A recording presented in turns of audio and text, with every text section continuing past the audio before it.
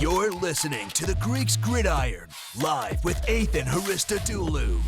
Welcome back, everyone, to more of the Greeks Gridiron. I am Ethan Haristodoulou, and we are diving into the second half of Week 9's games of the USFL, focusing on Sunday's picks now. If you haven't checked out my Saturdays, make sure you check them out once we wrap this up here. But we are talking Sunday's games. We have the Birmingham Stallions taking on the Houston Gamblers, and then also the Stars and the Generals will be facing off later in the day as well. But there's a lot to discuss, a lot to get into. I'm coming off a 4-0 weekend this past week through Week 8 as the South Division swept. I also swept my selection. So hoping for another good weekend of games, another good weekend of picks. But without further ado, comment down below. Let me know who you think is going to win. Let me know what you think of my picks, why you think your picks are going to be right, and maybe mine are going to be wrong. I would love to discuss with you all. But beginning with the first game here, at 2 p.m. Eastern Time, the Birmingham Stallions will be taking on the Houston Gamblers in what was a very heated matchup the first time these two teams played against each other. It'll be at Simmons Bank Liberty Stadium in Memphis, Tennessee. So a home game now for the Gamblers. This one's going to be on NBC and Peacock, so a few different ways you can catch this game on television or just in general if you would like to do so.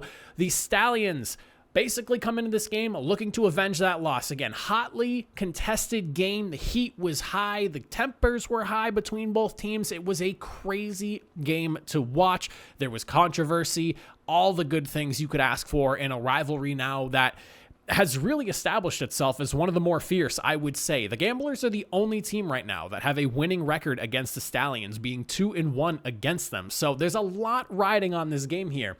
Then you have the Gamblers, who are kind of in a spot where they must win this game to obtain control of their playoff hopes. They have to win this game. It is paramount for their opportunity to make it to the playoffs. If they do not win this game, they're going to find themselves in a near impossible situation to get themselves into the playoffs. And honestly, I think if they lose this game, it might actually knock them out. I didn't check completely on the like all the scenarios and everything, but I'm almost positive that if they lose, this might knock them out. If not, it puts their chances very slim at making the playoffs. So when you look at the Stallions going into this game here, offensively, what do they have to do to get themselves a victory here? I really think it's plain and simple at this point. He's been playing out of his mind the last few weeks, and at this point, if he's not the front runner for MVP, I don't really know who is. Alex Magoo, let him do his thing. Let him continue to cook. Just let him play football the way he has been playing. He is on an absolute tear this season with a quarterback rating nearly at 110. He has a 68% completion percentage. He has 16 passing touchdowns to 3 picks. And also pushing 1,615. I almost gave you McLeod Bethel-Thompson's yardage number there. He has 1,615 total yards on the season passing, and none of that includes the rushing that he has done as well. But he has just been on an absolute tear. And I think at this point, don't hold back. Let him do his thing. He has proven himself that he can handle what's going on in the USFL against pretty much every defense here. He did have some struggles the last time he played the Gamblers, but that second half was where he really lit it up, got the Stallions back into a game and into an opportunity to potentially pull off the victory, but they came up just shy.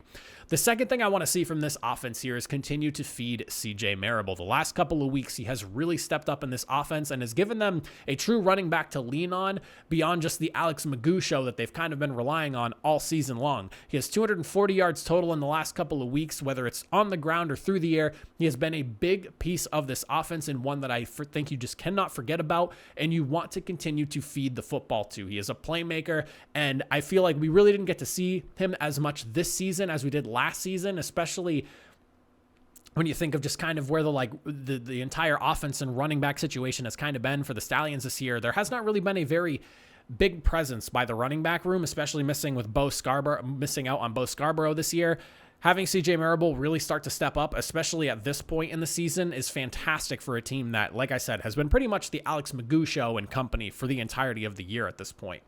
Defensively, though, What do you got to do to beat the Gamblers? I think it's plain and simple. The guy has 13 rushing touchdowns on the season. He is arguably the best back in the USFL right now, and that's going to be Mark Thompson. If you can slow him down, you can slow down this Gamblers team. He is what I would call the heart and soul of the Gamblers offense. They go through him. He is a big reason why they're still in a horse race right now for the South Division, and I think if you can eliminate him or at least slow him down, you put yourself in a much better situation than you did the first time around against the Gamblers. The second thing here is, and this kind of goes hand in hand, you want to put Kenji Bahar in a situation where he's throwing more than he wants to. I remember hearing the commentary team talk about this. It was either last week or the week before, where Kenji Bahar's sweet spot feels like it's somewhere around like 16 to 20 or 22 passing attempts a game. Once you start throwing the football more and more, you put yourself in more of an opportunity to see mistakes from him. Not to say that Kenji Bahar isn't a good quarterback, but I feel like he does a lot better when you're not putting all of the weight offensively on his shoulders. So if you're shutting down Mark Thompson, you're forcing Kenji Bahar to throw the football more, you could put him into a situation where he has, maybe a mistake or two he wouldn't have if, he's only passing the ball 15, 16, 17 times, as opposed to if he's pushing like 27, 28, 29 or more throws. As far as penalties go, this is something I wanted to make sure we talk about, though. The last time these two teams played, the Stallions got called for 10 total penalties for a whopping 106 yards altogether. This is part of that controversy I mentioned earlier when we first started talking this game here. If you are the Stallions going into this game, you probably have some sort of feelings going into this one. Like I said, this has probably turned into one of the more heated rivalries of the USFL in the first couple of years. You need to keep your cool. You need to play by the book. Do not get into that mindset of the refs are out to get us, all of that. You need to play clean, sound football. Stay away from getting yourself into a situation where you're going to get a 15-yard penalty here or just a silly holding call there, whatever it may be. You need to play clean football. Have the refs do their thing, but if you're playing a clean game, you're not going to wind up with 10 penalties. I know some people felt some type of way saying that the refs helped the Stallions lose that game, but ultimately it comes down to you playing clean football. You're not going to get 10 penalties because the refs want to give you 10 penalties. You're going to get 10 penalties because you are causing those mistakes. Keep the penalties down, play clean, and this should be a much better game for the Stallions, especially considering where both of these teams are right now. As for the Gamblers, two things we're focusing on here. Firstly, make sure Justin Hall is as involved in the passing game as possible. I think he is one of the better wide receivers in the USFL. You can't really take much away from him with everything he has done so far this season. Think of like a game-winning touchdown against the Memphis Showboats a few weeks ago. He has been a big part of the passing game, but make sure you are getting him involved. I think with the way the Stallions defense has played this year, they're bending. They're not necessarily always breaking, but you can make them bend. And I think a guy like Justin Hall can really help in doing that and allowing someone like Mark Thompson, to my second point, in breaking the defense. I want to see Mark Thompson get like 20 plus carries in this game. The reason being, one, I don't think the Stallions' run defense has been quite as good in the past, or as they have been in the past. And on top of that, if you can keep the ball out of Alex Magoo's hands, he can't kill you on defense. Control the football, control time of possession, put the ball in your best playmaker's hands, and do it often.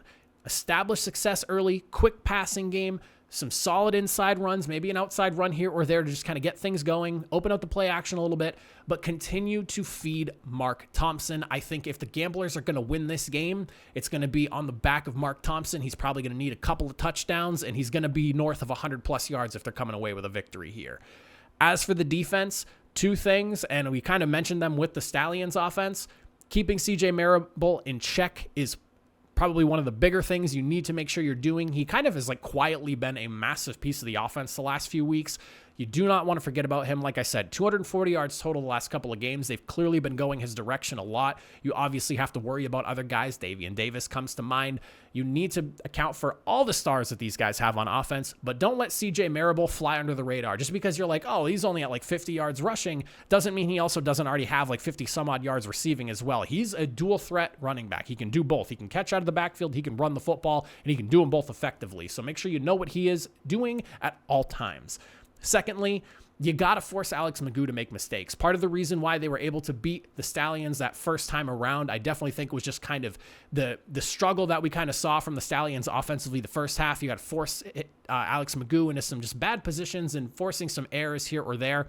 But once they kind of cleaned it up in the second half, the game became a lot closer and the Stallions caught back up and nearly had a shot to pull off that victory. But I will say, if you can force Alex Magoo into mistakes and you can keep the ball away from him, you should have a chance at clean sweeping the Stallions here in season number 2 of the USFL. As for who I think comes out victorious in this game here, this is one that I've put a lot of thought into, and this is another hard one to pick because I feel like the gamblers might have the Stallions number. However, I think the Stallions right now are in a much different place than the first time these two teams have played. And if they could, like I said, if they can just keep the penalties to a minimum, you have a real chance of winning this game. And I'm going to go with Birmingham in this one here for a big victory, 26-23. I think the game's going to be tight. It's going to come down to the final whistle again. I don't expect this game to be any different than the first time. It's going to be chippy. You're going to see some things go on, but whoever keeps a cooler head, and I think the Stallions are as well coached as anybody, and I would have to believe that Skip Holtz is going to be reaming into his team going into this one here. Do not let the gamblers do to you what they did the first time around, let you get hot, mess up what you're doing, and just kind of throw you out of your zone. Play clean, play smart, and the Stallions right now, especially offensively, are as hot as anyone in the USFL. I think the Stallions can get this one done here. Diving into the final game of the week at 7 p.m. Eastern Time, the Philadelphia Stars take on the New Jersey Generals to wrap up week number 9 at Tom Benson Hall of Fame Stadium in Canton, Ohio. This game is going to be on Fox, where you have the Stars looking to continue their run in the North Division as the top team, and the Generals trying to just get back to what they've done best, and that is running the football offensively and playing some stifling defense, and have a shot to maybe find that identity again with Dakota Prukop under center. Now, I will say this, as I'm recording this, nothing about depth charts has been released for this game, so I'm kind of just going off of what I think I might see going on in this game here, but I have a feeling the Generals have a really good shot at maybe competing a little bit more, just because of the fact that Dakota Prukop is going to be in this game here. When you look at the Generals offensively, I really want to see them try to live and die by what he can do. I know that he didn't necessarily look unbelievable last week, but he also wasn't expecting to come into that game, I would say. I felt like the Generals were kind of in like an all-in on Kyle Lauletta type deal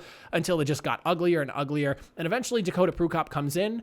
He has a pick, but he also has a passing touchdown. He is also showing some flashes with his legs. I feel like he can give you an opportunity to play that winning football, or at least that a winning style of football that you found some success with early on in the season with DeAndre Johnson under center.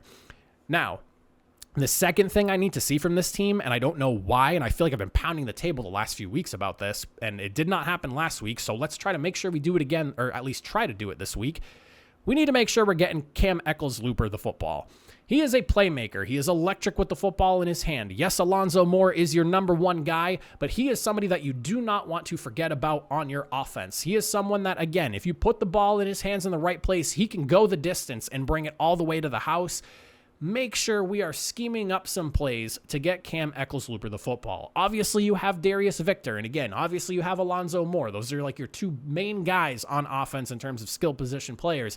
But Cam Eccles-Looper is like that complement piece to Alonzo Moore that cannot be forgotten about. He had one target last week. One.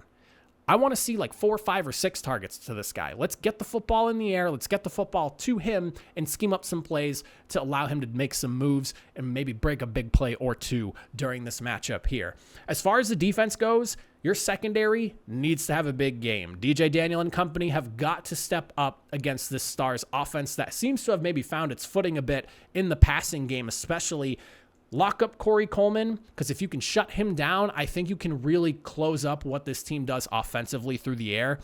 I don't want to sit here and say that Devin Gray isn't an excellent wide receiver. He has really flourished, especially as Corey Coleman has really stepped up and become like the top receiver in the USFL. He's leading the league in yards at 515, but it's really opened things up for Devin Gray and allowing him to be successful because so much attention now needs to go to Corey Coleman that now Devin Gray's finding himself more open. Maybe he's getting a little less attention his way, and I really feel like he's benefiting from it. So if you can lock up Corey Coleman, I think it kind of locks up a little bit more of what you're doing in the pass game.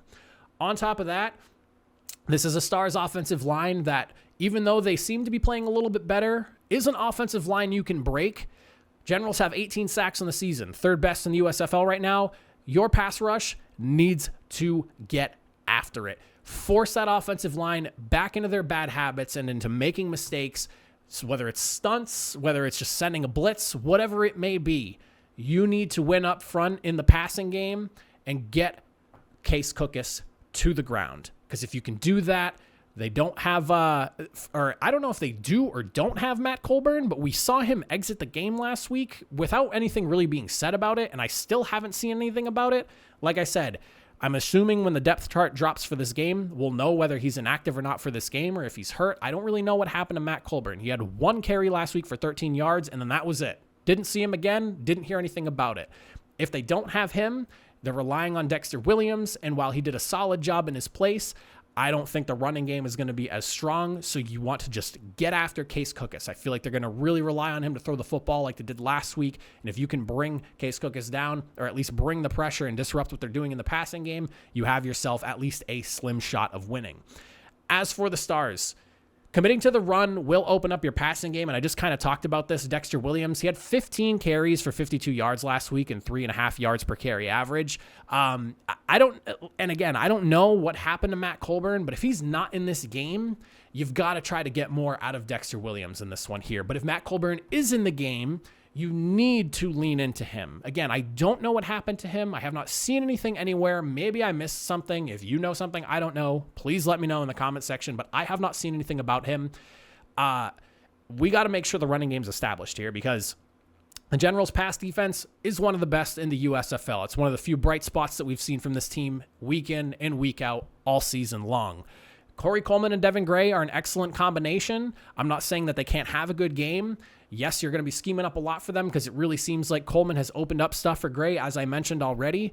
But this is a secondary that has been very good. DJ Daniel is as good as they come in the USFL. You've got to get that ground game going. That way you can find yourself some success through the air, maybe through the play action, or just forcing the defense to maybe be a little bit more honest. Maybe stack an extra guy in the box because you have to respect the run a little bit more and you can rip off those big plays.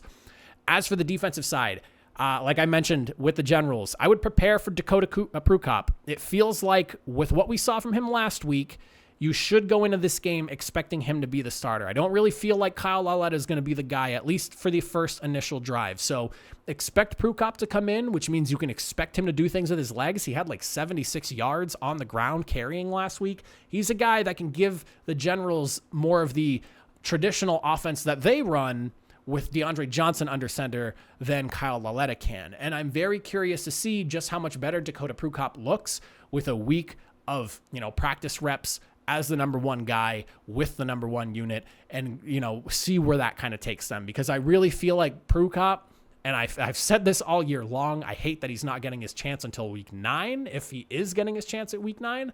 But I hope that the Generals are going with Prukop, and if I'm the Stars, I would expect them to. Second thing, shut down Darius Victor. Whether it's Prukop, whether it's Kyle Lauletta, this offense does not go without Darius Victor. However, that's easier said than done. The Stars are not necessarily great when it comes to stopping people on the ground. They've allowed 128 yards per game on average. That's the worst in the USFL. If you can stop Darius Victor and at least just slow him down, regardless of who's under center, I think you put the Generals in a really tough spot here. So if you can stop Darius Victor and you're ready for what I would essentially assume is an offense similar to what they ran with DeAndre Johnson, if Dakota Prukop is the starting quarterback for the game, you could find yourselves right back in the win column and well on your way to winning the North Division if you're the Stars. As for who I think comes out victorious in this one here, as much as I would like to believe in the Generals, this one is probably the most cut and dry one for me to choose. And by saying that, I'm sure I get this game wrong. I have the New Jersey Generals losing to the Stars 29-20. I like Philadelphia in this one here. I think that just overall their passing game has been really, really good. Even despite the lack of run game last week, we saw, 3 touchdowns from Case Cookus. Wide receiver core has really kind of come into its own. And I just don't know if the Generals, regardless of who's under center, really has the firepower right now to be able to keep up with the Stars. I think their defense will be able to keep the Stars from going too crazy, and 29-20 might be too big of a loss for this game, but ultimately I'm kind of looking at this as this is a fatigue thing at this point. Yes, the defense has been great, but your offense has just been letting you down all season long, and at some point, this defense is not going to necessarily give up, but that thought of, we're not really going to get as much as we need from our offense might start to creep in the back of your mind, and maybe the defense doesn't start to hold as strong these last couple of weeks. It's kind of my thought process there. But those are my picks for Sunday's games. Let me know again in the comment section down below, who do you think comes out victorious? Your thoughts on my picks and Sundays, Saturday's games, whatever you want to talk, fire away in that comment section down below. I would love to hear from you all, but I appreciate your time. Thank you all for watching. I'll see you all next time. Have a good one.